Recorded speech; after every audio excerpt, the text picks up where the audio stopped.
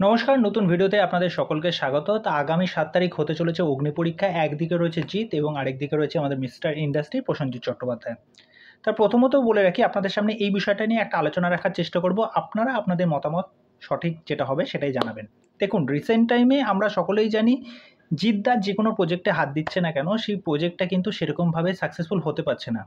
একটা সময়ে আমরা যদি জিদ্দার কেরিয়ার দেখে থাকি, যে কটা সিনেমাতে তিনি পারফরমেন্স দিয়েছেন, যে নায়িকার সাথেই এসেছেন না কেন, সেই সিনেমাগুলো কিন্তু যথেষ্ট সফলতা লাভ করেছে, ভালো দর্শকের ভালোবাসা কুড়িয়েছে। আমরা যদি মানুষকে দিয়ে বলি, মানুষ কিন্তু সেরকমভাবে ব্যবসায়িক সাফল্য লাভ করতে পারেনি। এর পরবর্তী জিদ্দার কিন্তু সিনেমা করাটার ক্ষেত্রে এক প্রকার রিস্ক হয়ে গেছে এবং তাকে যারা ভালোবাসে, ইভেন আমার কথাও বলছি, আমিও চাই জিদ্দার একটা ব্যাপক কামব্যাক হোক।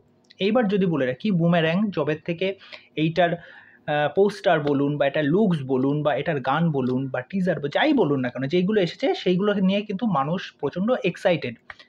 আর প্রথমত একটা বিষয় বলে রাখি, যখনই আমাদের বাংলায় কোনো এক্সপেরিমেন্টাল কাজ হয়, সেইগুলো কিন্তু দর্শক বরাবরই একটা নেগেটিভ থট তাদের মাথার মধ্যে এইগুলো ক্ল্যাশ করে। তাদের এইটা বক্তব্য ছিল, যখন প্রথম একটা লুক আসলো, প্রথমেই মানুষ কিন্তু এই বিষয়টা মানে এক প্রকার সোশ্যাল মিডিয়াতে ছড়িয়ে দিল। এটা হচ্ছে তেরি বাতুমে উলঝা জিয়া, এই বিষয়টা নিয়ে একটা তোলপাড় শুরু হয়ে গেল। তো যাই হোক, সেই বিষয়গুলো তো পুরো একদম কানাঘুষো মিথ্যে।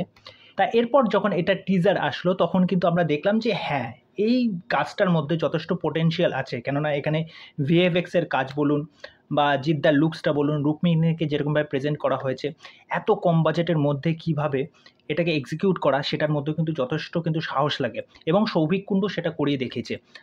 আর যেহেতু বাংলায় এটা প্রথম একটা নতুনত্ব কাজ, সুতরাং মানুষ কিছুটা হলেও এইটা নিয়ে এক্সাইটেড আছে, যারা জিদ্দার ফ্যান আছে। কিন্তু এবার যদি দর্শকের কথা বলে রাখি, যেটা হচ্ছে দর্শক, যেরকম ইয়ং অডিয়েন্সের কথা বলি, ইয়ং অডিয়েন্স এই সিনেমাটা নিয়ে কতটা এক্সাইটেড?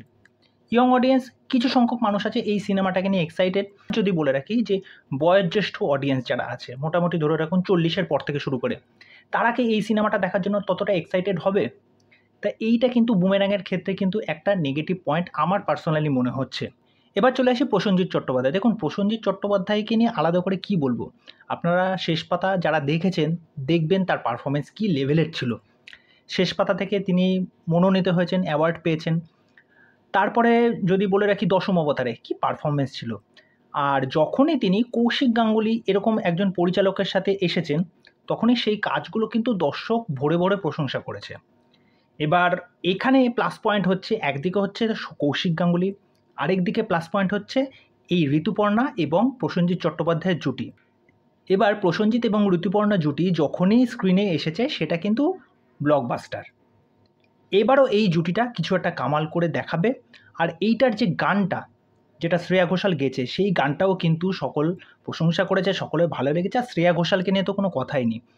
আর এটার যে ট্রেলারটা এসেছে, ট্রেলারটা খুব ইমপ্রেসিভ ট্রেলার, দেখার জন্য প্রচণ্ড এক্সাইটেড। এবার এই সিনেমার ক্ষেত্রে কি হবে, যেহেতু অনেকে এই সিনেমাগুলোকে বলে থাকে যে একটা সিরিয়াল ড্রামা, যেহেতু সম্পর্কের গল্প বলবে, তা যেই জিনিসটা মোটামুটি কৌশিক গাঙ্গুলি কিছু কিছু ছবিতে করে থাকেন, তা এইটার ক্ষেত্রে কিন্তু অনেক অডিয়েন্স টানবে।